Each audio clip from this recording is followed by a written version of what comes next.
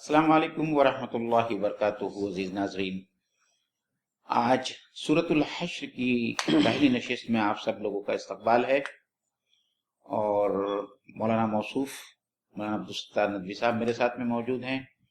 وہ سورۃ الحشر کی کچھ آیتوں کی تلاوت کریں گے، اس کی ترجمانی پیش کریں گے، اس کے بعد میں انشاءاللہ تعالیٰ ایک ایک آیت کی تفسیر ہم آپ لوگوں کے سامنے رکھیں گے۔ السلام علیکم ورحمۃ اللہ وبرکاتہ۔ اعوذ باللہ من الشیطان الرجیم، بسم اللہ الرحمن الرحیم۔ سبح للہ ما فی السماوات وما فی الارض وہو العزیز الحکیم۔ ترجمہ: اللہ ہی کی تسبیح کی ہے ہر اس چیز نے جو آسمانوں اور زمین میں ہے، اور وہی غالب ہے۔ معین بھائی، اس میں ایک بات یہ جاننا چاہیں گے کہ اس میں جو اس سورت کا نام الحشر ہے، جی، تو تقریباً آیت نمبر 2 سے اسے اخذ کیا گیا، تو حشر کے تعلق سے کچھ وضاحت فرمائیں گے؟ جی، حشر کی معنی ہوتی ہے منتشر لوگوں کو ایک جگہ جمع کیا جائے، اور اسی لیے ہم کہتے ہیں کہ حشر کے میدان میں ایسا ہوگا۔ یعنی حشر کا میدان وہ میدان ہے تمام بنی نوع انسانی کو زندہ کر کے اللہ تعالیٰ وہاں اکٹھا کریں گے۔ تو یہاں پہ جو واقعہ بنو نذیر کے ساتھ میں پیش آیا، جو یہود کا ایک قبیلہ تھا، اور میں یہ سمجھتا ہوں کہ آگے کی آیت پر ہم آگے جانے سے پہلے اپنے ناظرین کو اس پوری سورے کا تھوڑا سا پس منظر ہم لوگ پیش کریں تاکہ آگے کی آیات کو سمجھنے میں آسانی رہے۔ حضرت عبداللہ بن عباس نے تو اس سورے کا نام ہی سورۃ النذیر رکھا ہے۔ سورۃ النذیر جی، پہلی آیت ہے۔ جی، اس کی تشریح اس سے پہلے جی، آپ تھوڑی سی وضاحت وہ کر دیں کہ اس کا بیک گراؤنڈ کیا تھا اور جی، اس کا زمانے نزولی کیا ہے۔ میں مناسب سمجھتا ہوں تھوڑی سی وضاحت اور ہو جائے جی، کہ یہود کتنے تھے اور کیسے آباد تھے، پھر آپ جی، صلی اللہ علیہ وسلم مدینہ میں آئے تو آنے کے بعد کیا معاہدات جی، ہوئے اور جی، نقض معاہدہ کیسے ہوا، جی، پھر کیا واقعہ پیش آیا جس صحیح، کی وجہ سے ان کا صحیح۔ محاصرہ ہوا۔ اللہ کے رسول صلی اللہ علیہ وسلم جب مکے سے مدینہ آئے، اس وقت مدینے میں اوس اور خزرج کے علاوہ جی جی 3 مشہور یہودی قبائل وہاں موجود تھے۔ ایک کا نام بنو نذیر ہے، جس کا ذکر اس سورے میں آئے گا، ایک بنی قینقاع تھا، اور تیسرا جو تھا وہ بنو قریظہ تھے۔ یہ 3 قبائل جو ہے یہود کے وہاں آباد تھے، اور بہت سالوں سے یہ آباد تھے، اور مدینہ کے بستی میں جو اوس اور خزرج کے لوگ تھے ان لوگوں کو یہ آپس میں لڑاتے تھے، انہیں ہتھیار بیچتے تھے، سپلائی کرتے تھے، اور وہ ہمیشہ چاہتے تھے کہ یہ لوگ آپس میں ہمیشہ لڑتے رہیں۔ اور کچھ قبیلے جو ہے وہ ان تینوں قبیلوں میں سے ہر قبیلہ کچھ قبیلوں کا حلیف ہوا کرتا تھا۔ تو جب بھی یعنی اس زمانے میں یہ صورتحال تھی کہ کوئی کسی نہ کسی کے ساتھ جڑ کے رہنا چاہتا تھا۔ جی، بالکل صحیح کہا آپ نے۔ اور ان کا خاص دھندا جو تھا، بزنس تھا، وہ سودی قرضہ جات دینا تھا۔ تو یہ اس زمانے کے مہاجن تھے، اور اسی وجہ سے وہ چاہتے تھے کہ لوگ آپس میں لڑیں، ہتھیار خریدنے کے لیے قرض لیں، اور قرض کے بعد میں وہ سود کے چنگل میں پھنس جائیں۔ اللہ کے رسول صلی اللہ علیہ وسلم جب مدینہ پہنچے تو اللہ کے رسول صلی اللہ علیہ وسلم نے آپ نے جو ہے اس چھوٹی سے مسلم جماعت کی اور مدینے کی حفاظت کے لیے سب سے اہم ترین کام جو کیا، اور اس میں آج کے مسلمانوں کے لیے ایک بہت بڑا سبق ہے، آپ صلی اللہ علیہ وسلم نے ایک میثاق مدینہ نام کا ایک عہد یا ایک ایگریمنٹ بنا کے لیا۔ اس ایگریمنٹ میں جو لوگ شامل تھے اس میں مدینہ کے انصار، پھر مہاجرین جو وہاں آئے تھے، اور وہاں کے جو دوسرے مشرک قبائل تھے، اور اس کے ساتھ میں یہ تینوں یہود قبائل جو اس کے اندر شامل تھے۔ اور اس معاہدے کی سب سے اہم شرط یہ تھی کہ ہم آپس میں نہیں لڑیں گے، ایک دوسرے پر حملہ نہیں کریں گے، اور اگر مدینے پر باہر سے حملہ ہوتا ہے تو ہم سب مل کر مدینے کا اور اپنا دفاع کریں گے۔ یہ میثاق مدینہ کی سب سے اہم شرط یا سب سے اہم کلاس تھا۔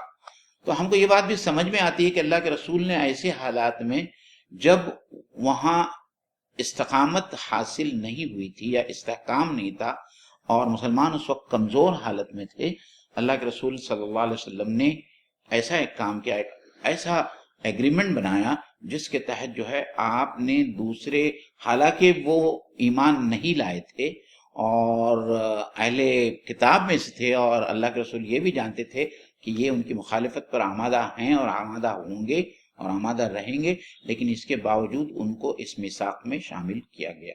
تو حالات کے مد نظر ناظرین، مسلمانوں کو یہ چاہیے کہ کبھی کبھی ایسے حالات کے پیش نظر ہم کو کچھ ایسے لوگوں کو اپنے ساتھ میں لینا چاہیے جن کے ساتھ میں رہ کر ہم اپنی حفاظت اور اپنا دفاع یا جن کو ساتھ میں نہ رکھیں نہ تو رکھنے سے ریشہ دوانیوں کے شکار ہو کر شکار بھی ہمیں تکلیف پہنچائیں، ایسے لوگوں کو ساتھ میں رکھنا چاہیے جس سے ہمارا اپنا دفاع ہوگا اور ہماری کمزوری دور ہوگی۔ یہ اللہ کے رسول صلی اللہ علیہ وسلم کی سنت سے یہ بات ثابت ہے۔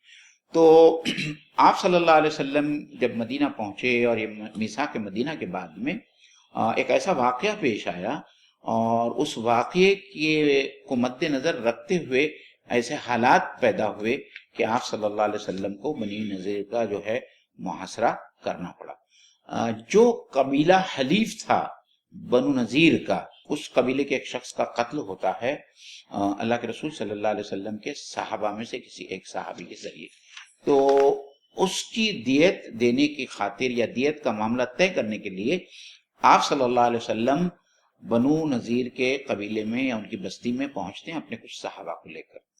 جب وہ اللہ کے رسول صلی اللہ علیہ وسلم کو دیکھتے ہیں تو ان کی سازش کی رگ پھڑک اٹھتی ہے، اور وہ اسی وقت فی الفور یہ پروگرام بناتے ہیں کہ کسی طریقے سے اللہ کے رسول صلی اللہ علیہ وسلم کو نعوذ باللہ من ذالک شہید کیا جائے، اور اس کے لیے وہ ایک آدمی کو تیار کرتے ہیں کہ اللہ کے رسول صلی اللہ علیہ وسلم جب وہ ایک قلعے کے نیچے بیٹھیں گے تو وہ ایک بڑا سا پتھر جو ہے آپ صلی اللہ علیہ وسلم پر اوپر سے گرا کر آپ کو شہید کر دیں گے۔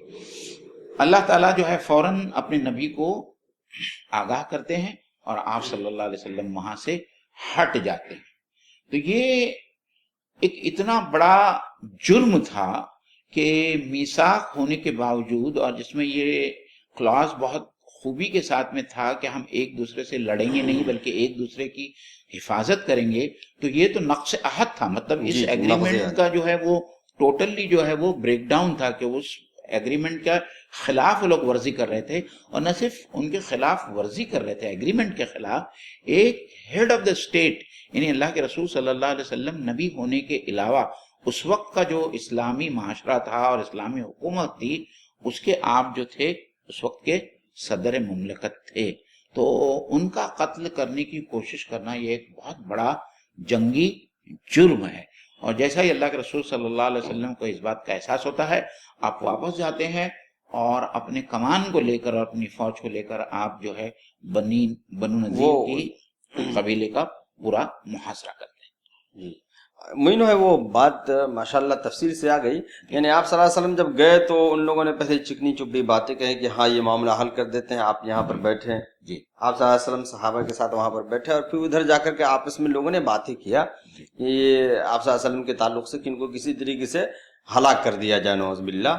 تو اس وقت جو ہے آپس میں یہودیوں میں سے بعض نے یہ کہا بھی دیکھو ایسا قدم نہ اٹھا، جی، یہ نبی ہیں، جی، اگر ایسا قدم اٹھاؤ گے جی، تو پھر معاملہ دوسرا ہو جائے گا، جی، اللہ کی طرف سے عذاب آ سکتا ہے۔ کچھ یہودیوں نے روکا بھی تھا۔ جی، اس سے مومن بھائی اندازہ ہوتا ہے کہ ان لوگوں کو یقین تھا کہ نبی ہے، اور یقین ہوتے ہوئے بھی آپ صلی اللہ علیہ وسلم پہ دسترازی کرنا چاہتے تھے۔ تو یہ بات ایک سمجھ میں آتی ہے کہ یہودیوں کا یہ رویہ جو ہے شروع سے یہ رہا۔ جی، اور ایک بات جو یہ سامنے آئی کہ آپ صلی اللہ علیہ وسلم جب وہاں سے اٹھ کر کے آگے تو کسی صحابی کو آپ صلی اللہ علیہ وسلم نے بھیجا جی، 10 دن کی نوٹس کے ساتھ۔ جی، جی، جی، کہ 10 دن کے اندر جو ہے آپ لوگ اس بستی کو پورا خالی کریں، نہیں تو ہم آپ کے ساتھ میں جنگ کریں گے۔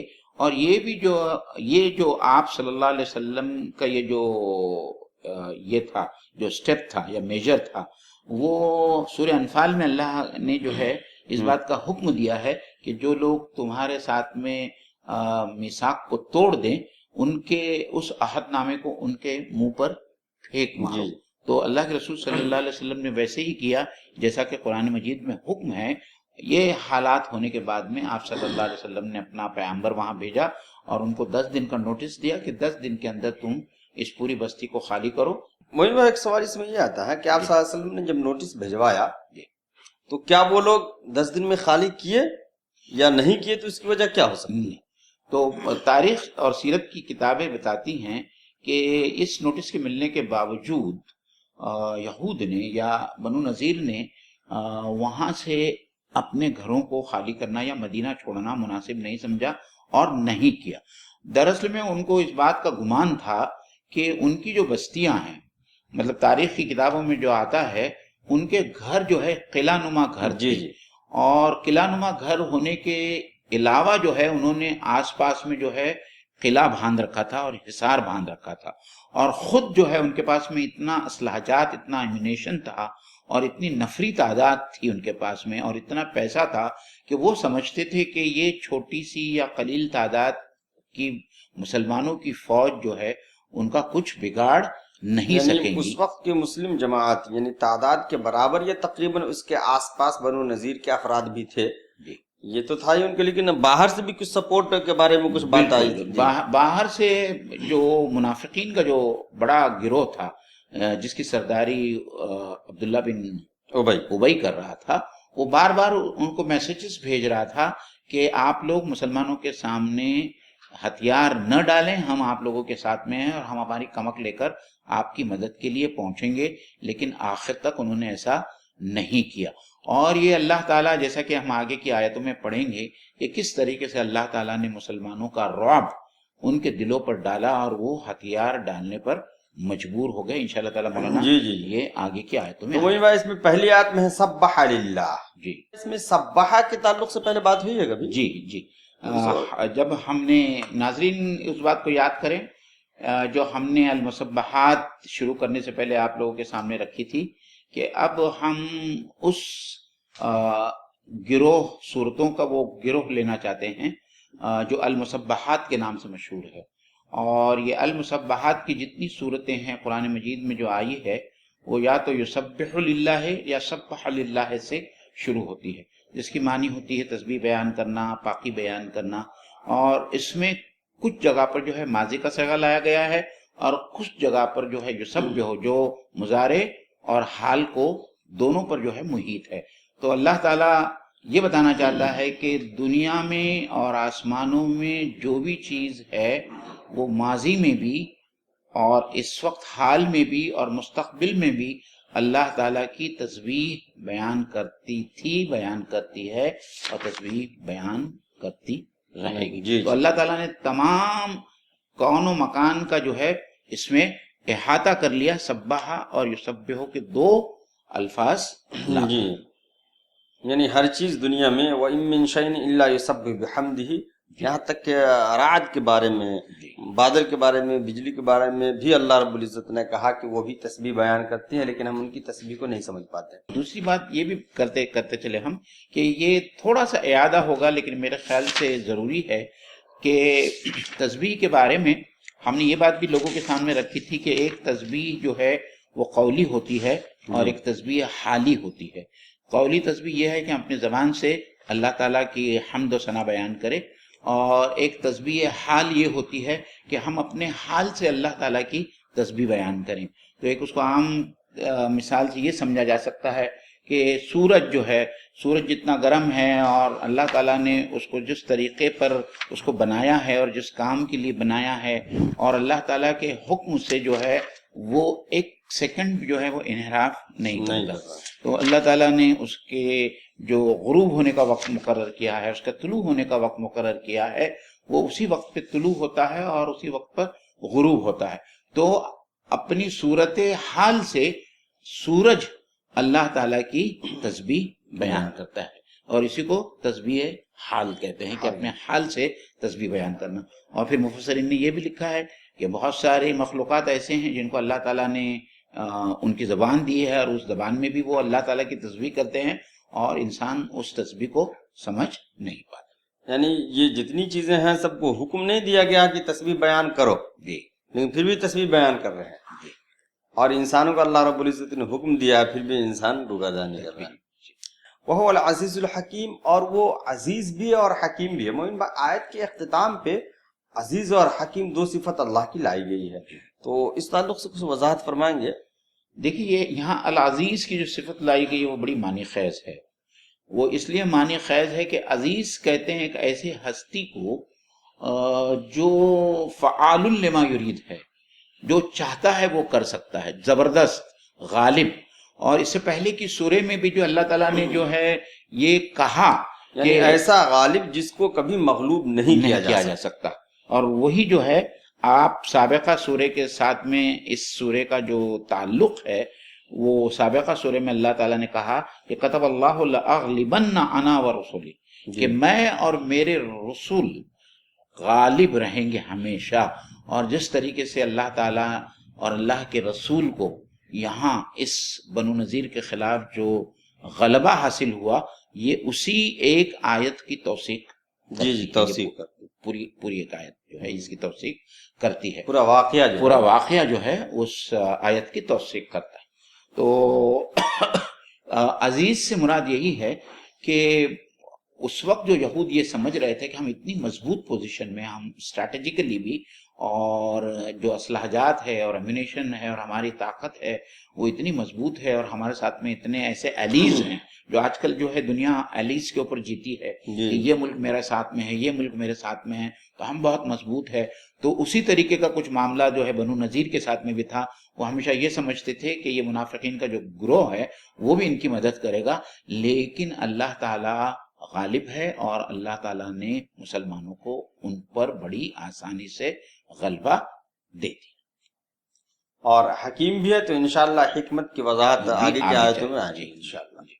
والذی اخرج الذین کفروا من اہل الكتاب من دیارہم لأول الحشر ما ظننتم ان يخرجوا وظنوا انهم مانعتهم حصونهم من الله فأتاهم الله من حيث لم يحتسبوا وقذف في قلوبهم الرعب يخربون بيوتهم بأيديهم وأيدي المؤمنين فاعتبروا يا أولي الأبصار.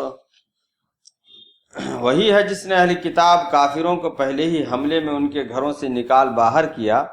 تمہیں ہرگز یہ گمان نہ تھا کہ وہ نکل جائیں گے، اور وہ بھی یہ سمجھ بیٹھے تھے کہ ان کے قلعے انہیں اللہ سے بچا لیں گی، مگر اللہ ایسے رخ سے ان پر آیا جدھر ان کا خیال بھی نہ گیا. اس نے ان کے دلوں میں رعب ڈال دیا. نتیجہ یہ ہوا کہ وہ خود اپنے ہاتھوں سے اپنے گھروں کو برباد کر رہے تھے اور مومنوں کے ہاتھوں بھی برباد کروا رہے تھے. پس عبرت حاصل کرو اے دیدے بینا رکھنے والوں. اس میں کچھ الفاظ اس میں کچھ تشریح کرنا ہو گیا. والذی اخرج الذین کفروا من اہل الکتاب من دیارہم، یعنی اللہ کے تعلق سے کہا گیا کہ یہ وہی خدا ہے جنہوں نے کافروں کو، اہل کتاب میں سے کافروں کو ان کے گھروں سے نکالا. یہ دارن کی جمع دیار کہتے ہیں ایسے گھر کو جو مطلب یہ ہے کہ صرف رہنے کا حصہ نہ ہو بلکہ احاطے اور گارڈن رہنے کی جو جگہیں اس کو دار کہتے ہیں. اور بیت ایسے گھروں کو کہتے ہیں جو رہنے کے لیے جو جگہیں ہوتی ہے گھر میں اس کو بیت کہا جاتا ہے. لأول الحشر، پہلے ہی وہلے میں یا پہلے ہی جب اکٹھا افراد ہوئے اسی وقت. انشاءاللہ اس کی تشریح آگے پہلے اور کا لفظ کیوں آیا ہے. ما ظننتم، ظننا کی میننگ تھا گمان کرنا. اللہ نے یہی کہا کہ تمہیں یہ گمان نہیں تھا کہ وہ نکلیں گے، اتنے مضبوط لوگ کیسے نکل پائیں گے. اور ان لوگوں نے بھی گمان کر رکھا تھا کہ مانعتہم، منع کی میننگ آتا روکنا. تو مانع روکنے والی چیز، یعنی دوسروں کے حملے سے، نقصان سے روکنے والے جو ان کے قلعے تھے انہوں نے گمان کر رکھا تھا کہ انہیں بچا لیں گے. حصون حصن کی جمع حصون کہتے ہیں قلعہ. اس لیے ایک دعا کی کتاب ہے حصن المسلم، مومن کا قلعہ. مومن بھائی حصان گھوڑے کو کہتے ہیں جی، یعنی یہ بھی گویا کہ قلعے کی مانند ہوتا ہے جو اس پر سوار ہوتا ہے اس کے لیے. فَأَتَاهُمُ اللَّهُ مِنْ حَيْثُ لَمْ يَحْتَسِبُوا، تو اللہ ان کے پاس ایسی جگہ سے آیا جن کا انہیں گمان نہیں تھا. احتسب یحتسب گمان کرنا. وَقَذَفَ فِي قُلُوبِهِمُ الرُّعْبَ، قذف کا مطلب دور سے اور تیزی سے پھینکنا. تو یہاں پر قذف کا مطلب ڈالنا. اللہ نے ان کے دلوں میں رعب ڈال دیا. یخربون اخرب، یخرب اخراب کا مطلب تباہ و برباد کرنا، خراب کرنا. اردو میں بھی خراب کا لفظ استعمال کرتے ہیں. وہ لوگ اپنے گھروں کو برباد کر رہے تھے. بِأَيْدِيهِمْ، ایدی ہاتھ، اپنے ہاتھوں سے، وَأَيْدِي الْمُؤْمِنِينَ اور مسلمانوں کے ہاتھوں سے. فَاعْتَبِرُوا يَا أُولِي الْأَبْصَارِ تو عبرت حاصل کرو اے نگاہ رکھنے والو. تو فَاعْتَبِرُوا کا مطلب عبرت حاصل کرنا ہے. عبرہ کے اصل میں معنی آتے ہیں کہ پار کرنا، کراس کرنا ہے عبرہ. اس لیے عابر کہتے ہیں مسافر کو، جی، اور عبرہ آنسو کو کہتے ہیں جو آنسو آنکھ سے پار کر کے آ جاتے ہیں. اور عبارت کو عبارت اس لیے کہتے ہیں کہ ایک عبارت جو کلام کی شکل میں ہوتی ہے وہ یہاں سے پار کر کے دوسری کے سماعت سے جا کے ٹکراتی ہے اور وہ انسان سمجھتا ہے. جی جی اور تعبیر بھی اس لیے کہتے ہیں کہ تعبیر رویا، خواب کی تعبیر، جی، یعنی انسان جو ہے ظاہری چیز کو سن کر کے باطنی تک پہنچتا ہے. جی. تو بڑی اچھی بات ہے. فَاعْتَبِرُوا يَا أُولِي الْأَبْصَارِ یعنی عبرت حاصل کرو، یعنی ایک شخص کے نتیجے کو دیکھ کر کے اپنی غلطی کے بعد جو نتیجہ ہونے والا وہاں تک پہنچ جاؤ. تو یہ تو بات جی. مدینے کے جو لوگ تھے اور جو لوگ منافق تھے اور جو قریش ہے جن سے بات ہو رہی ہے، تمام لوگوں سے جو ہے یہ مطلب جی، سب جی. لوگوں کے لیے، سارے دنیا والوں کے لیے جو ہے اس کے اندر جو ہے بلکہ عبرت کا مسلمانوں سبق، کے لیے بھی بلکہ ہے. مسلمانوں کے لیے بھی اس کے اندر جو ہے نصیحت ہے. بہرحال تو ہم یہاں سے چلیں گے کہ جی. اللہ جس میں، تو ڈاکٹر صاحب یہ معین بھائی جس میں کفرو کا لفظ آیا، یہ بڑی یہ چیز قابل مشاہدہ ہے کہ یہاں اہل کتاب کے ساتھ میں کفرو کا لفظ لایا گیا ہے. یعنی تو عام طور پر قرآن مجید میں یہود کو اہل کتاب سے ہی مخاطب کیا گیا ہے، یہاں خاص جو ہے اللہ تعالیٰ نے اس کے ساتھ میں کفرو کا فعل لایا ہے. یعنی یہ خاص ان لوگوں کی بات کی جا رہی ہے جنہوں نے اللہ کے رسول صلی اللہ علیہ وسلم کو نہ صرف ماننے سے انکار کر دیا، بلکہ یہ کہ اللہ کے رسول صلی اللہ علیہ وسلم کے ساتھ میں جو معاہدہ ہوا تھا اس معاہدے کے خلاف انہوں نے ورزی کی. اسی لیے اللہ تعالیٰ نے یہاں ان اہل کتاب کو کافر سے یہ دیا ہے، کافر کہہ کر پکارا ہے. اور لِأَوَّلِ الْحَشْرِ سے کیا مراد ہے؟ لِأَوَّلِ الْحَشْرِ جیسا کہ آپ نے صحیح کہا کہ پہلے ہی حملے میں جو ہے اللہ تعالیٰ نے جو ہے ان کو اپنے گھروں سے نکال دیا. اور یہ جو پہلی مرتبہ یہ ہوا کہ بنو نذیر کو جو ہے مدینے سے نکل کر جو ہے وہ خیبر کی طرف گئے، اور پھر حضرت عمر رضی اللہ تعالیٰ عنہ کے زمانے میں حضرت عمر رضی اللہ تعالیٰ عنہ نے ان کو خیبر سے نکال کر وہاں سے جو ہے مدینہ سے باہر نکال دیا، اور پھر وہ جو ہے سیریا اور دوسرے مقامات کے اوپر جا کر بس گئے. جی. تو گویا اول الحشر لانے سے یہ ایک بات سمجھ میں آتی ہے کہ جب اس کو اول کہہ رہے ہیں تو گویا کوئی ثانی بھی ہوگا. جی. تو گویا ثانی حضرت عمر رضی اللہ تعالیٰ عنہ کے زمانے میں یعنی اس کو جلا وطن کیا گیا ان یہودیوں کو، اور یہ ثالث بھی ہوگا معین بھائی. جی. یعنی قیامت کے دن. جی. قیامت کے دن وہ تو آخری حشر ہوگا. تو گویا اول، ثانی اور ثالث. اس کے بعد ہے کہ ما ظننتم ان یخرجوا، یعنی اللہ رب العزت مسلمانوں سے بھی کہہ رہے ہیں جی کہ تمہیں بھی یقین نہیں تھا کہ یہ نکلیں گے. جی. یعنی ان کے وہ مطلب ان کے قلعوں کو دیکھ کر کے اور ان کی طاقت کو دیکھ کر کے مسلمانوں نے بھی خیال نہیں کیا تھا کہ یہاں سے نکلنے والے ہیں. جو گروپ یا جو جماعت کمزور ہو اس کے تعلق سے یہ تو انسان کو یقین رہتا کہ آج نہ کل یہ پسپا ہو جائے گا، لیکن جس کے تعلق سے یقین ہو کہ کبھی پسپا نہیں ہوگا اور یہ چیز معجزاتی طور پر ہو جائے تو یہ خدا کی طرف سے، وہی اللہ یاد دلا رہے ہیں. اور مولانا ایک بات ہمارے لیے بھی ایک سبق ہے کہ ہم کو اللہ کی ذات اور اس کی طاقت اور اس کی رحمت سے کبھی مایوس نہیں ہونا چاہیے. اللہ تعالیٰ وہ سب کچھ کر سکتا ہے جس کا انسان کبھی تصور نہیں کر سکتا ہے. اور اس کی مثال جو ہے حضرت موسیٰ علیہ السلام کو وہ واقعہ ہے کہ حضرت موسیٰ علیہ السلام اپنی جب قوم کو دریا کے کنارے لے کر پہنچے تو حضرت موسیٰ کی قوم نے ان سے یہی کہا کہ آپ نے ہم کو کہاں لے آئے، آگے دریا ہے، پیچھے فرعون کا لشکر ہے. لیکن حضرت موسیٰ علیہ السلام کو اللہ تعالیٰ پر پورا یقین تھا اور پورا توکل تھا، اور انہوں نے یہی کہا کہ میرے ساتھ تو میرا رب ہے، ان معی ربی سیہدین، اور میرا رب جو ہے مجھے راستہ دکھائے گا. اور پھر معجزاتی طور پر اللہ تعالیٰ نے اس سمندر کو 2 حصوں میں بانٹ دیا اور حضرت موسیٰ علیہ السلام پورے بنو اسرائیل کو لے کر اس کو پار کر گئے.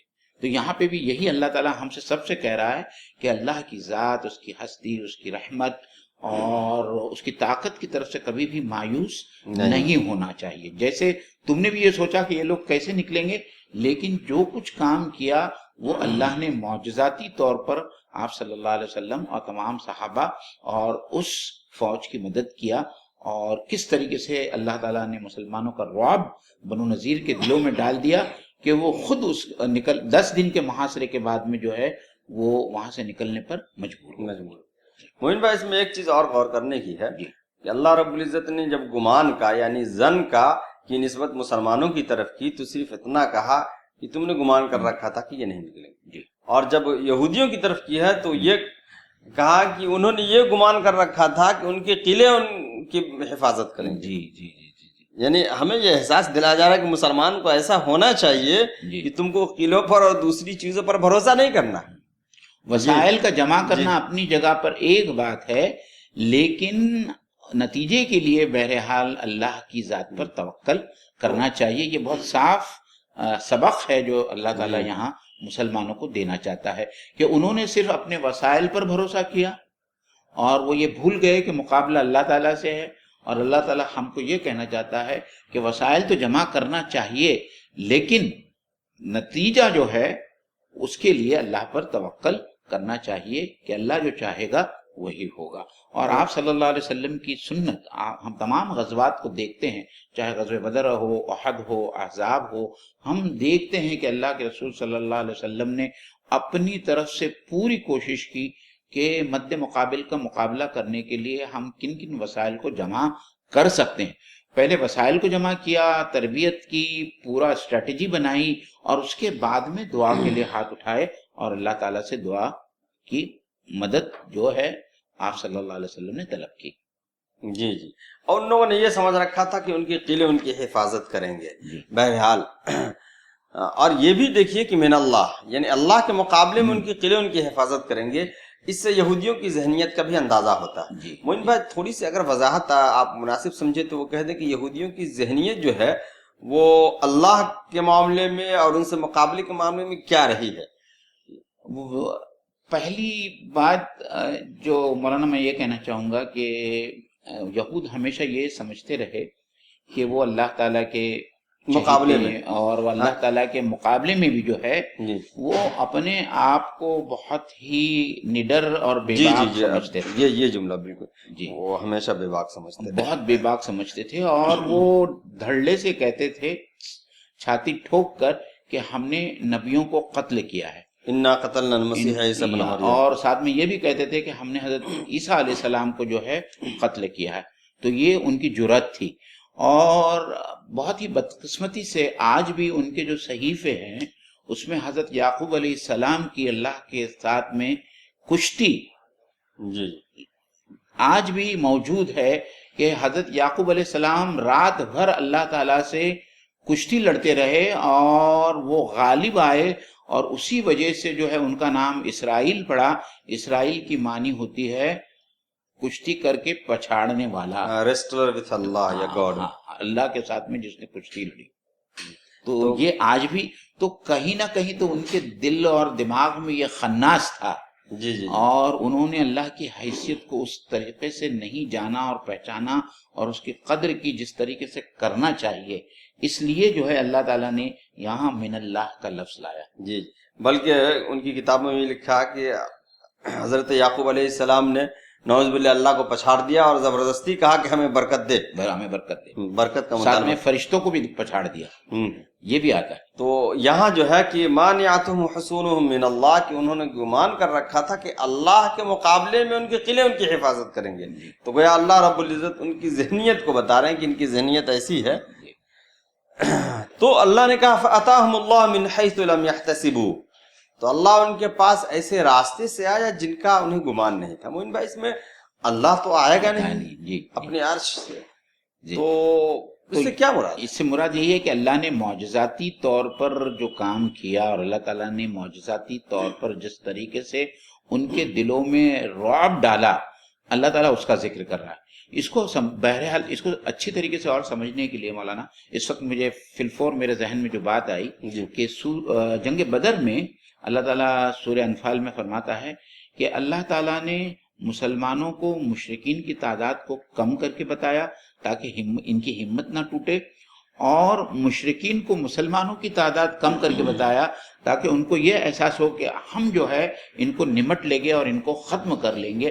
اور اس طریقے سے جو ہے دونوں گروہوں کو اللہ تعالیٰ نے یہ بتایا کہ ہم کو بہرحال ان سے جنگ لڑنا ہے اور پیچھے ہٹنا نہیں ہے، اور اللہ تعالیٰ نے حق کو حق اور باطل کو باطل ثابت کر دیا۔ تو یہ جو بتایا جانا ہے یہ اللہ تعالیٰ کی طرف سے معجزاتی طور پر جو ہے مسلمانوں کے گروہ کو بھی جو ہے بتایا گیا، اور جو مشرک تھے یا مسلمانوں کے جو دشمن تھے قریش جو آئے تھے ان کو بھی اللہ تعالیٰ نے بتایا۔ تو یہ جو بتانے کا جو یہ ہے پورا معاملہ ہے، یہ اللہ تعالیٰ نے کس طریقے سے بتایا یہ اللہ تعالیٰ بہتر جانتا ہے، کیونکہ بہرحال یہ ایک معجزہ ہے جو اللہ تعالیٰ کی طرف سے دونوں جماعتوں کو بتایا گیا۔ تو مومن بھائی شکست خوردگی کے لیے جی ظاہری اسباب کا کم ہونا یا نہ ہونا جی جتنا نقصان دہ ہے اس سے کہیں زیادہ دل کے اندر خوف کا پیدا ہو جانا۔ تو وہی اللہ رب العزت نے کہا کہ لم یحتسبوا، ایسی جگہ سے اللہ تعالیٰ ان کے پاس آیا کہ انہیں ان کا گمان تک نہیں تھا، اور وہ یہ ہے کہ ان کے دلوں میں رعب اور خوف پیدا کر دیا۔ اور ایک حدیث میں بھی آپ صلی اللہ علیہ وسلم نے کہا کہ نصرت من الرعب علی مسیرت شہر، کچھ اس طرح کی روایت ہے کہ مجھے مدد دی گئی ہے اللہ رب العزت کی طرف سے 1 مہینے کے رعب کے ذریعے۔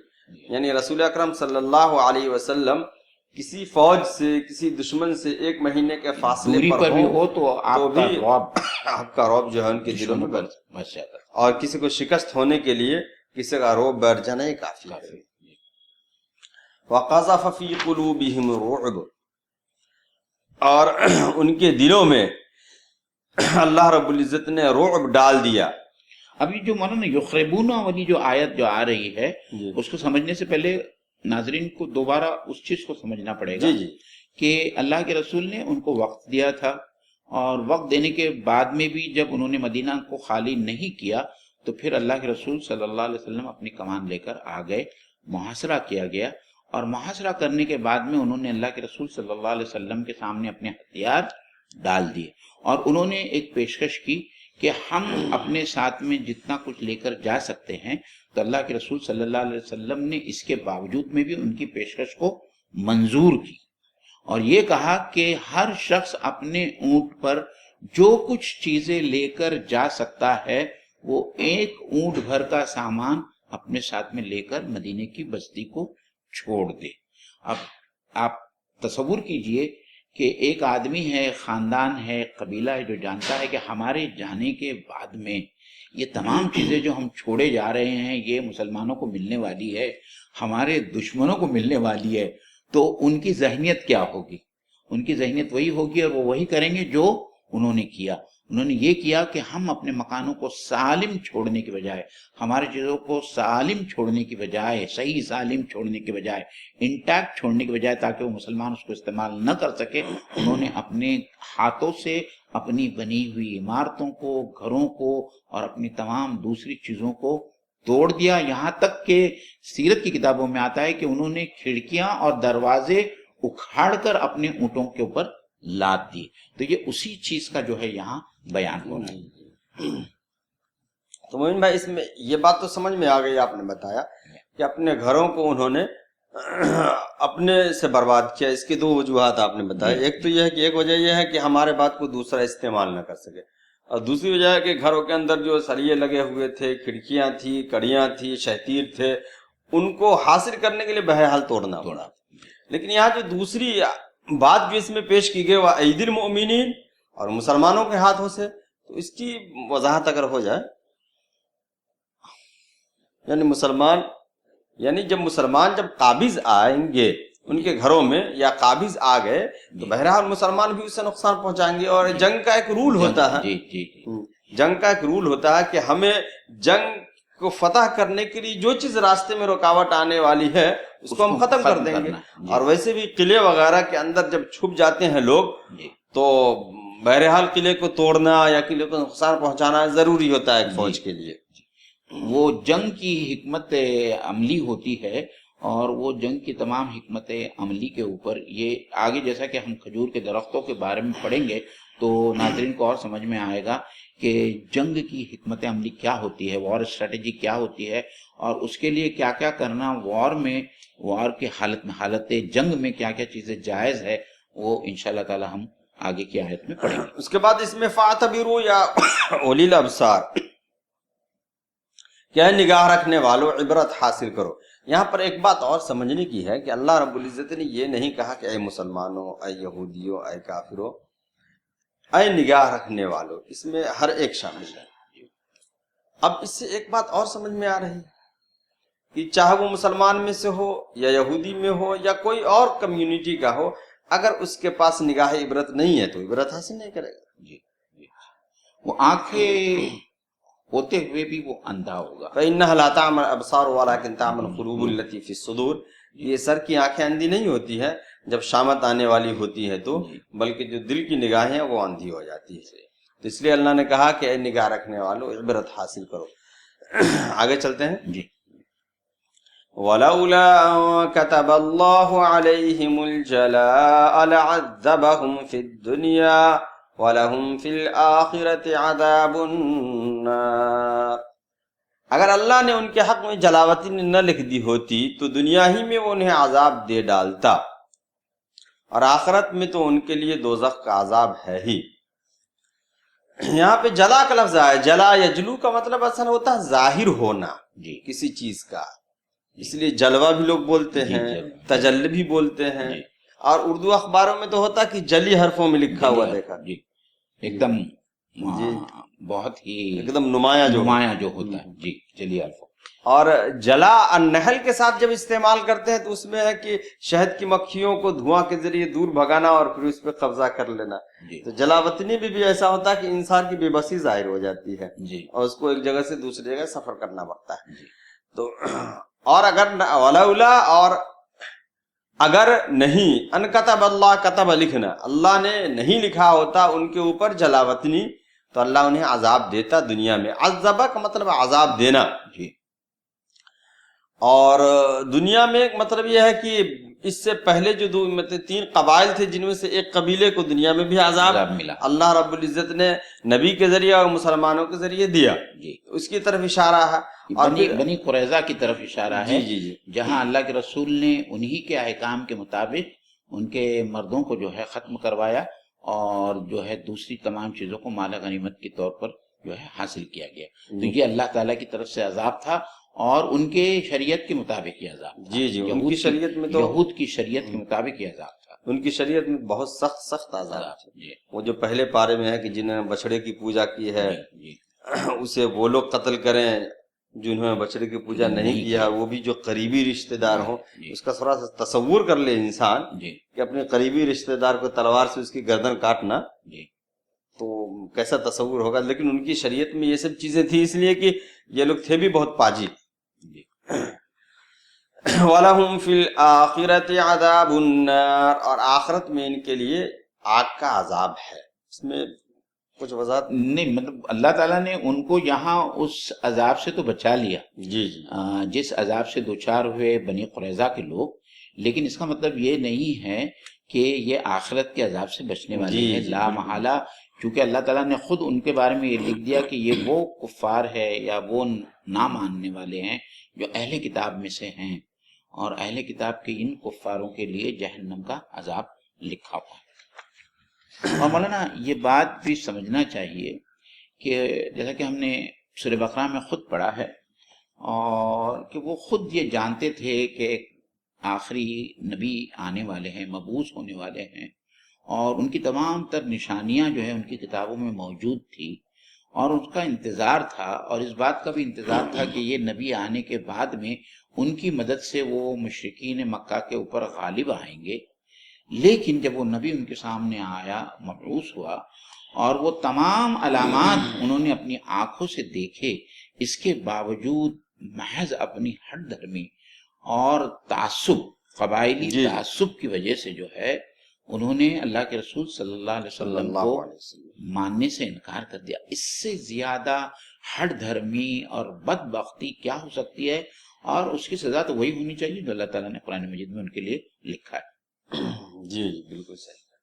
ذالک بأنہم شاقوا اللہ ورسولہ ومن یشاق اللہ فإن اللہ شدید العقاب۔ یہ سب کچھ اس لیے ہوا کہ انہوں نے اللہ اور اس کے رسول کا مقابلہ کیا، اور جو بھی اللہ کا مقابلہ کرے اللہ اس کو سزا دینے میں بہت سخت ہے۔ یہ شاق کا اصل میں مخالفت کے لیے آیا ہے اور مقابلے کے لیے بھی آتا ہے، جی اور شق کہتے ہیں اصل میں پھٹنے کو، پھٹنے، اور شق القمر کہتے بھی ہیں چاند کے جی پھٹنے کو۔ جی جی اور جب انسان کا دل کسی سے پھٹ جاتا ہے، جی اس کے دل میں جب نفرت ہونے لگتی ہے کسی کے تعلق سے، تو وہ بہرحال مخالفت کرے گا۔ جی تو یہاں پر مخالفت کے اس میں ہے، اور لوگوں نے ترجمہ مقابلے کا بھی کیا۔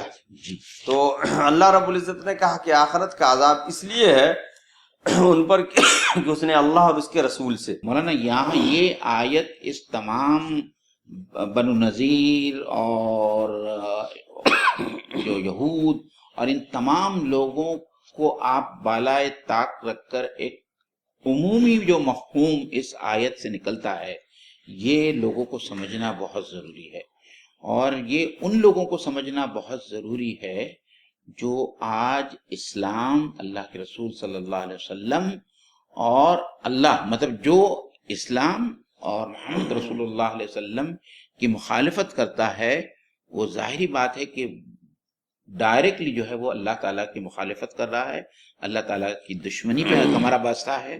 ان لوگوں کے لیے یہ پیغام آج بھی اتنا ہی ضروری اور اہم ہے سمجھنا کہ جو لوگ اللہ تعالیٰ کی مخالفت کریں گے، اللہ تعالیٰ سے جنگ کریں گے، اللہ تعالیٰ کے دین کی مخالفت کریں گے اور اللہ تعالیٰ کے رسول کی مخالفت کریں گے۔ اللہ تعالیٰ کے رسول آج موجود نہیں ہے لیکن ان کی شریعت موجود ہے، تو جو لوگ کسی بھی طریقے سے اس دین کی مخالفت کر رہے ہیں یا اس دین کے ساتھ میں جنگ مول لے رہے ہیں اور اللہ کی دی ہوئی شریعت کو بدلنے کی کوشش کر رہے ہیں، ان تمام لوگوں کا شمار ان لوگوں میں ہوتا ہے جس میں اس آیت میں جن لوگوں کا ذکر ہوا ہے، یعنی یہ وہ تمام لوگ ہیں جو اللہ اور اللہ کے رسول سے مخالفت اور مقابلے پر آمادہ ہے۔ ان لوگوں کو آگاہ ہو جانا چاہیے کہ اللہ تعالیٰ کی طرف سے ان کے لیے شدید عقاب ہے، شدید عذاب ہے، اور اس عذاب کا ذکر نہیں ہوا ہے کہ وہ دنیا میں ہوگا یا آخرت میں ہوگا یا دونوں جگہ ہوگا، لیکن اللہ تعالیٰ چاہتا ہے کہ لوگ جان لے کہ ایسے لوگوں کے لیے اللہ تعالیٰ کے نزدیک بہت ہی شدید عذاب ہے۔ تو ہمارا یہ خیال ہے کہ جو لوگ اس وقت آنکھیں بند کر کے مسلمانوں کو تنگ کر رہے ہیں، ظلم کر رہے ہیں اور دین اسلام کو جو ہے کنٹینیوسلی ہدف بنائے ہوئے ہیں، ان لوگوں نے اس آیت کی وجہ سے سمجھنا چاہیے کہ وہ اپنے آپ کو کہاں لے کر جا رہے ہیں اور کون سا مستقبل ہے جو نوشتہ دیوار ہے، جو رائٹنگ آن دا وال ہے کہ اللہ تعالیٰ کا عذاب کس طریقے سے انہیں اس دنیا میں بھی پکڑنے والا ہے اور آخرت میں تو بہرحال ان کے لیے عذاب لکھا ہوا ہے اگر وہ اپنی روش سے باز نہیں آتے۔ جی بالکل صحیح بات۔ اور اگر مان لیا جائے کہ ان آیات پہ جن کا یقین نہیں ہے، جو مسلمان نہیں ہے، تو کم سے کم تاریخ کی وہ چیزیں دیکھ لیں۔ ہم مسلمان نہیں بلکہ یہودیوں میں، عیسائیوں میں بھی جو مسلمان ہم سے پہلے تھے، ان کو جن لوگوں نے بھیجا ستایا، تو اللہ رب العزت اس طریقے سے ستانے والوں کو ملیہ میٹ کر دیا۔ تو کہنے کا مطلب ہے قرآن کی آیت پہ اگر یقین نہیں ہے تو بھی تواریخ کو تو دیکھیں ان میں کیسا ہوا۔ مولانا بھائی اس میں دوسری بات یہ بھی ہے کہ یہ تو دوسروں کے تعلق سے، مسلمانوں میں بھی اگر کوئی شخص یا کوئی گروہ دیدہ و دانستہ خدا کی شریعت اور نبی اکرم صلی اللہ علیہ وسلم کے بتائے ہوئے طریقے کی مخالفت کر رہا ہے تو بہرحال اس عذاب کا مستحق وہ بھی ہوگا۔ اس کا اطلاق جو ہے ایسے لوگوں پہ بھی ہو گیا جو نام کے مسلمان ہیں، جو دراصل منافق ہے، اور ہم یہ کہتے رہے ہیں کہ پچھلی سورہ تھی، یہ سورہ ہے اور دوسری بہت ساری سورہ ہے جس میں منافقین کا ذکر ہے، ان لوگوں کا بھی ذکر ہے جو بظاہر جن کا ایمان بہت ہی کمزور ہے، اور خاص طور پر منافقین جو کہنے کو تو جن کا نام مسلمان جیسا ہے لیکن ایمان کی کوئی رمق ان کے دل میں نظر نہیں آتی۔ تو ایسے تمام لوگوں پر اس آیت کا اور اس عذاب کا اطلاق ہوگا۔ ناظرین اکرام، آج سورہ الحشر کی یہ پہلی نشست تھی جس میں الحمدللہ ہم نے پہلی 4 آیتوں کا احاطہ کیا۔ انشاءاللہ تعالیٰ اگلی جمعرات کو ہم 9:30 بجے دوبارہ حاضر ہوں گے۔ ہمارے ساتھ میں آپ لوگ جڑے رہیں اور ہمارے چینل کو سبسکرائب کریں اور اس کو زیادہ سے زیادہ پروموٹ کریں۔ وآخر دعوانا الحمدللہ رب العالمین۔ السلام علیکم ورحمۃ اللہ۔ السلام علیکم ورحمۃ اللہ۔